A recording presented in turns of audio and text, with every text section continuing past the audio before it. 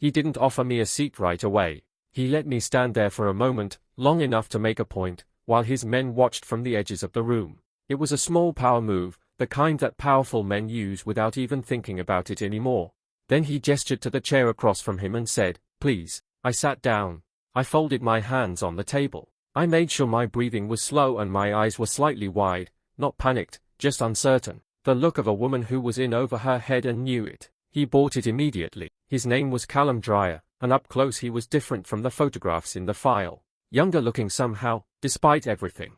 He had the kind of face that would have been trustworthy in a different life, steady eyes, a calm mouth, the unhurried manner of a man who had never once needed to rush because the world had always waited for him. He asked me about the accounts, specifically about which irregularities I had flagged and when. His voice was conversational, almost gentle, like we were discussing something as ordinary as weather. I told him I had noticed some transfer patterns that didn't match the reported revenue cycle. I said it carefully, with just enough hesitation to seem like someone who was afraid of saying the wrong thing. He nodded slowly, asked a few more questions. I answered each one with exactly the right amount of nervous precision, enough detail to seem credible, not enough confidence to seem threatening. The whole time, I was counting, not seconds. Information. Every question he asked told me something about what he already knew and what he was still trying to figure out. Every pause told me where his concern was sitting. By the time that first conversation was 20 minutes old, I had learned more about the shape of his operation than 3 months of external surveillance had given my department. He thought he was interviewing me. He had no idea I was doing the same thing to him. When the meeting ended, one of his men showed me to the guest room on the second floor. Clean. Simply furnished. A window that looked out over the gravel driveway and the tree line beyond it. I set my tote bag on the bed. Sat down quietly. Then I opened the small notebook I kept in the inside pocket of my jacket and I wrote down everything, every name, every question, every hesitation, every face in that room. Day 1. I had a long way to go. But I had started. The days on that property had a rhythm to them that I picked up on quickly. Callum was up before everyone else. By the time the rest of the house was moving, he had already been in his study for at least an hour.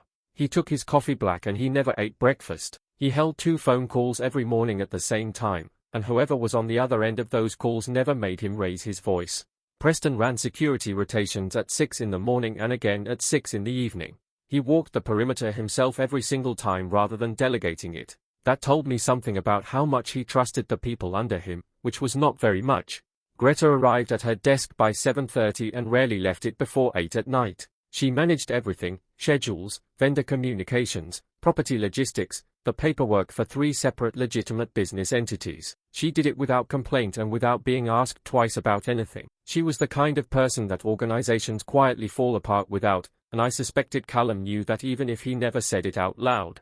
And then there was Theo. Theo did not have an obvious function on that property. That was the first thing I noted about him. Everyone else had a role you could point to. Theo's role seemed to simply be present, available. The person Callum talked to at the end of the day when the calls were done and the study door finally opened. He moved through that house like someone who had never once felt unwelcome in it, which made sense given that he had essentially grown up alongside everything in it. On my 3rd day, I watched him and Callum eat lunch together at the small table near the kitchen window. They didn't talk much. They didn't need to. It was the comfortable silence of 2 people who had been in each other's company long enough that silence didn't require filling. I remember thinking that kind of friendship was rare. I remember thinking how much it was going to cost someone before this was over. I kept that thought filed away and went back to my spreadsheets. The numbers were starting to tell me things. Not loudly, nothing in those records was loud. But there were patterns underneath the patterns, small inconsistencies that only showed up when you laid 18 months of data side by side and looked at the spaces between the transactions rather than the transactions themselves. Something was moving through this organization that was not supposed to be there. I just didn't have a name for it yet. By the end of that first week, the comfortable surface of the property had started showing me what was underneath it. Callum was the first thing I noticed changing. Not in any way that would have been visible to someone who wasn't paying close attention. He was still composed, still quiet, still the same man who held his phone calls every morning without raising his voice. But there were small things. A pause before he answered certain questions that was just slightly longer than it needed to be. A habit of glancing toward the window when someone entered the room unexpectedly. He had doubled his security rotation sometime in the past few months according to what Preston had mentioned offhandedly to one of the other men, a comment not directed at me, which meant it was probably true. Callum Dreyer was a man waiting for something to happen. He just didn't know what shape it was going to take when it arrived. Preston was the second thing. He had disliked me from day one and made no effort to hide it. But the quality of his attention toward me had shifted sometime around day 5.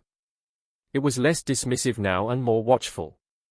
He hadn't identified anything specific, I was certain of that, but Preston was the kind of man whose instincts worked faster than his reasoning, and his instincts were telling him something about me didn't sit right. I started being more careful. Slower movements. More visible hesitation when anyone spoke to me directly. I leaned into the nervous civilian role harder than I had in the first few days. It seemed to satisfy him. For the moment. Theo was the third thing. And the most important one. I had noticed by day 4 that he left the property alone every Tuesday and Thursday afternoon. No explanation given to anyone. No security accompanying him. He was simply gone for roughly 2 hours and then back again, and nobody asked because nobody questioned Theo. What I noticed was what happened after he returned. He was always slightly different on those evenings. Not visibly, not to someone who hadn't been cataloging his baseline behavior for days. But the ease he carried naturally was a shade too deliberate on those nights. Like a man who had set something down and was consciously reminding himself to feel lighter without it. I documented every departure. Every return. Every small behavioral shift. And I kept working the spreadsheets. The numbers were showing me a pattern that was becoming harder to dismiss the more I mapped it out. Small transfers. Irregular amounts. Rotating destination accounts. But the timing between them had a consistency that didn't belong in legitimate operational records. Someone patient had built this. Someone who understood exactly how much could move without being noticed. I wrote down the total and stared at it. Then I closed the laptop and went downstairs and laughed at something Theo said. Neither of us meant any of it. That evening I sat with the transfer records open for 3 hours straight. I went through every transaction individually. Not skimming, reading. Cross-referencing each date against my notes on Theo's absences, checking the timestamps on the outgoing transfers against the window of time between when he left and when he returned the following day. It held every single time. Not once in 18 months had a transfer occurred on a day that didn't follow a Tuesday or Thursday absence. The pattern was clean enough that it couldn't be coincidence. Coincidence has gaps and irregularities. This had neither.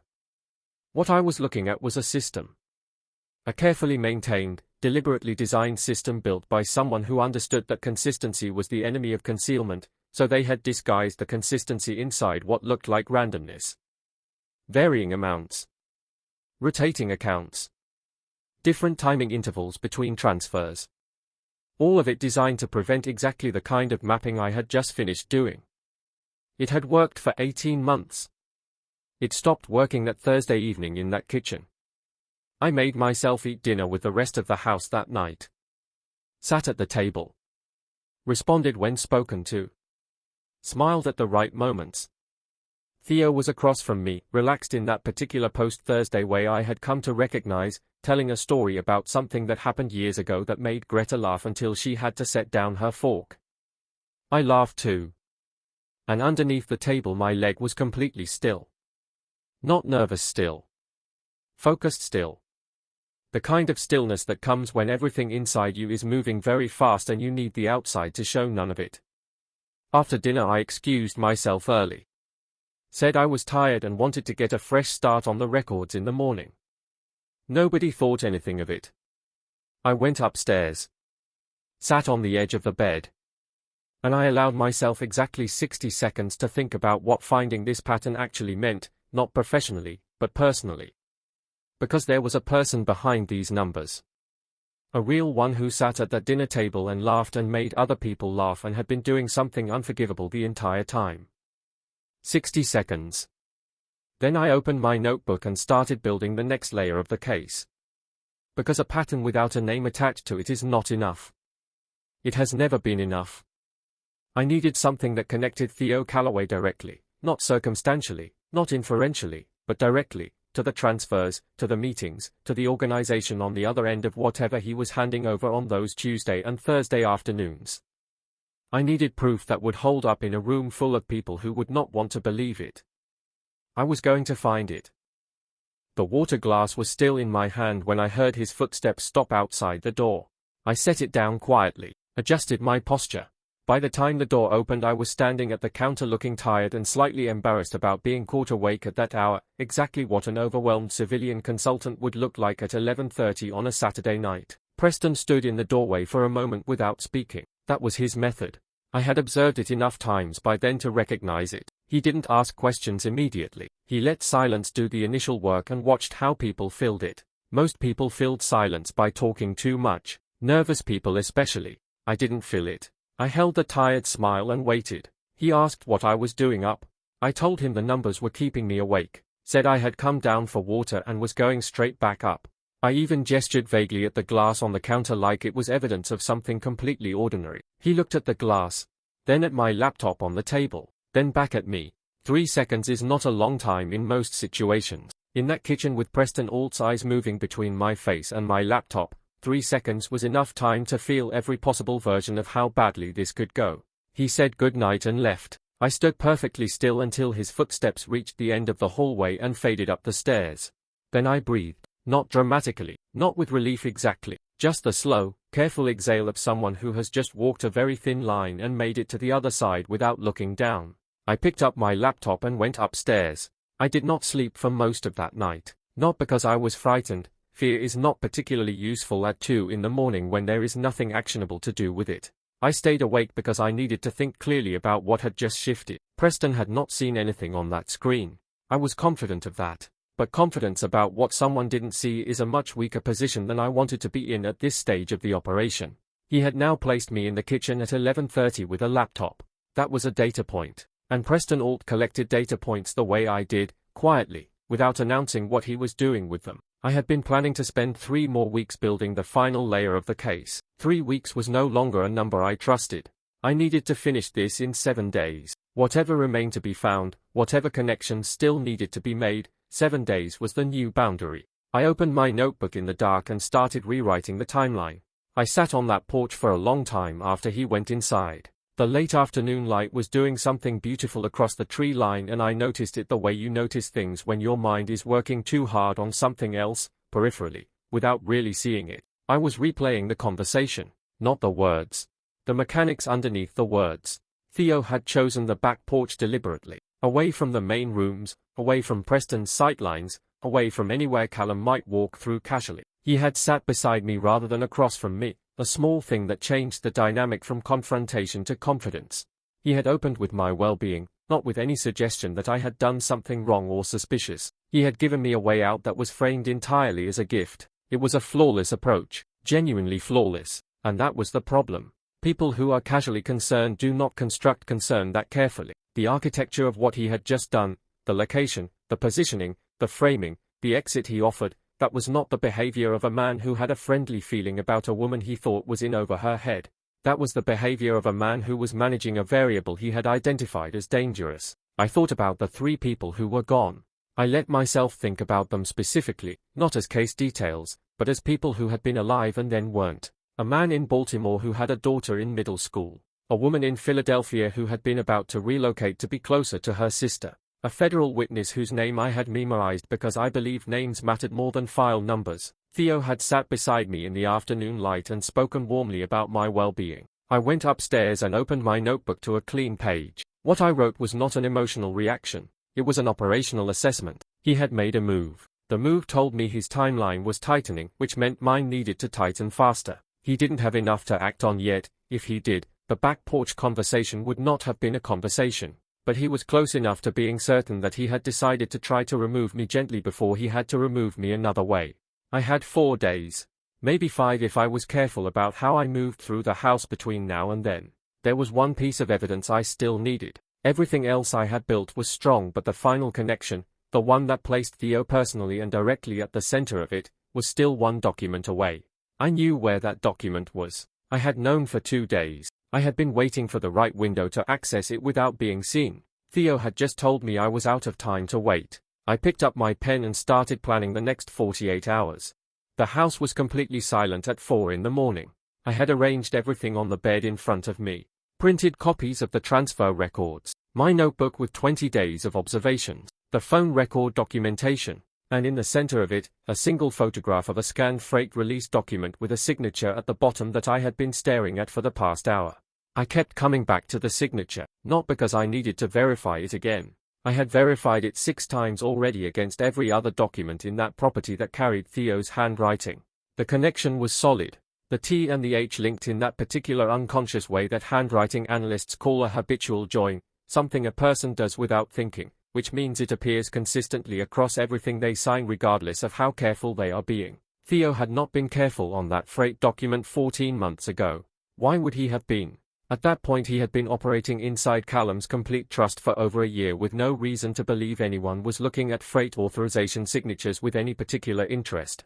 That was the thing about patient people who do patient things. They get comfortable. Not reckless, just comfortable. And comfort is where the small mistakes live.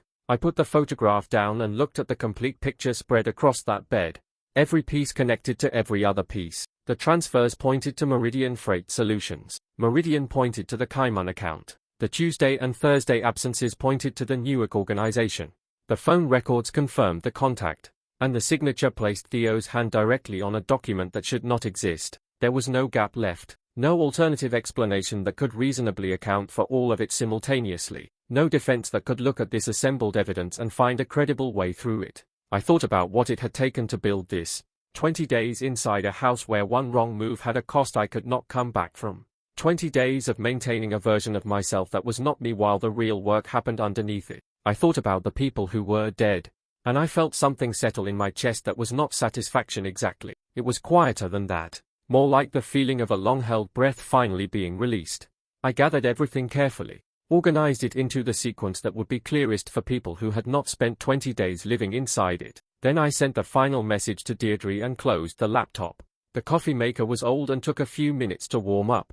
I stood in that quiet kitchen and waited for it. 48 hours. I started with the transfers. Not because they were the most dramatic piece of what I had to show him, they weren't. But they were the foundation. The place where everything else was built on top of. And I had learned a long time ago that when you are showing someone a truth they are not prepared for, you start with the part that is hardest to argue with. Numbers are hard to argue with. I walked him through 18 months of transfer records, the amounts, the timing, the rotating destination accounts that were designed to look like normal operational variants but stopped looking that way the moment you laid them side by side across a long enough timeline. He didn't interrupt. He didn't ask questions. He sat across from me in that same chair he had occupied the very first day I walked into that room, and he looked at the screen with the kind of attention that had nothing performative in it. Then I showed him Meridian Freight Solutions LLC. I showed him the Delaware registration, the mail forwarding address, the account number that appeared in none of his legitimate operational records and in every single one of the outgoing transfers.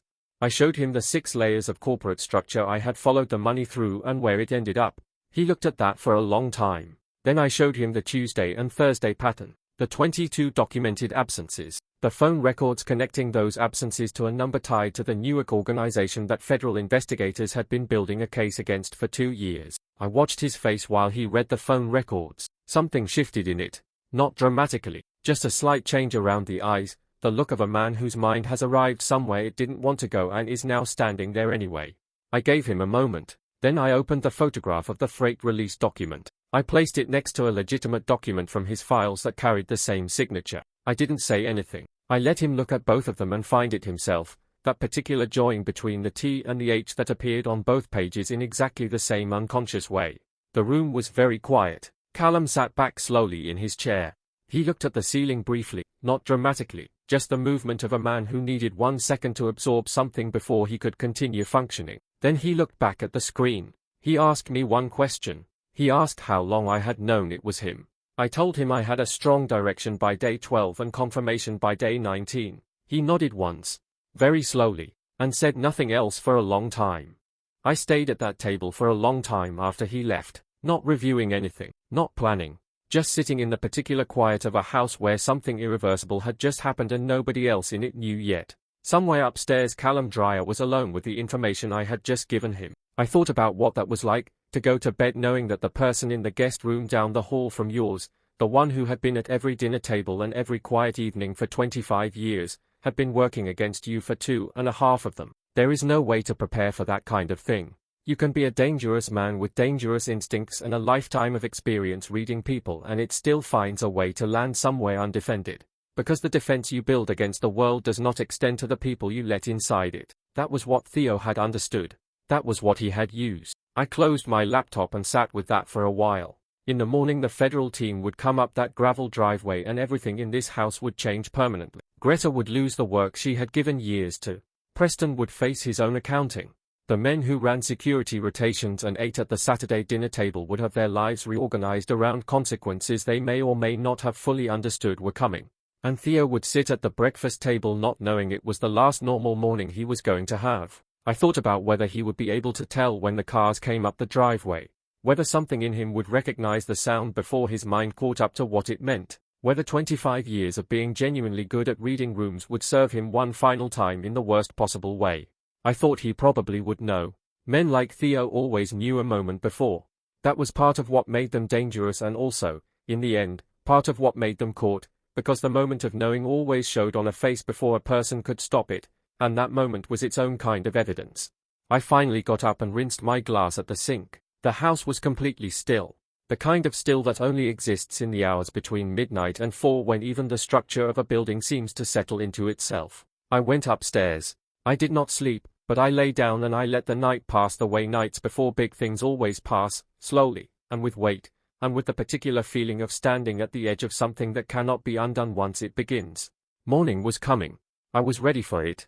The cars came up the driveway at 7:15 and the sound of tires on gravel has never felt so final in my life. I was already at the breakfast table when it happened. I had been there since 7, drinking coffee, watching the room the way I had watched every room in that house for 22 days, quietly, completely, missing nothing. Theo heard the cars before anyone else did.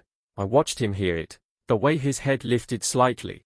The way his eyes moved to the window without his body following. And then the stillness that came over him, not the comfortable stillness of a man at ease in a familiar place, but the stillness of a man whose mind has just run very fast through a series of calculations and arrived at an answer he didn't want. He looked at Callum first. Callum was looking at his coffee.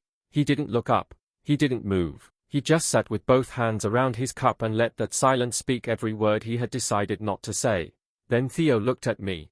I looked back at him the way I had wanted to look at him from the very first morning he brought me coffee and sat across from me and spent 45 minutes being the most disarming person I had encountered in 11 years of this work. He said my name, not Marlowe, my real name, which meant he had known or strongly suspected for longer than I had realized, long enough to find out what was underneath the cover. I filed that away the way I filed everything, quietly, completely, and simply said yes. That was the only word needed. Preston stood up from the table slowly and deliberately, set his fork down, put his hands where the agents coming through the door could see them without being asked. Whatever else Preston Alt was, he understood concluded situations and he met this one with the same professionalism he brought to everything. Greta was at the kitchen counter and she started crying in the quiet way of someone who is trying very hard not to. Not from guilt, she had no involvement in any of it and the investigation had confirmed that long before this morning. She cried because her entire world was being reorganized around her without warning and there is simply no version of that experience that doesn't break something in a person at least temporarily. I wanted to say something to her. I didn't. There was nothing that would have helped and I knew it. I stayed until all 4 vehicles had gone back down the gravel driveway and the property was quiet in a way it had probably never been quiet before.